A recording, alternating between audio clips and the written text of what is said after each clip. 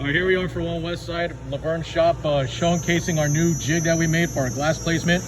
What it is it establishes our side to side. We got the smaller side on the right for the female. We got the male side on the left side, and that bolt slides into the bayonet raceway like so. And we put 2 per frame, and we can do the male or the female side. Doesn't matter because we made it universal. Just got to flip the bolt around, and we put 2 on each frame, 1 on each end.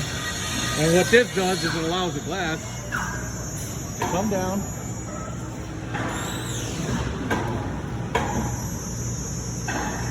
and it basically establishes a side to side. All he has to do is butt up to it.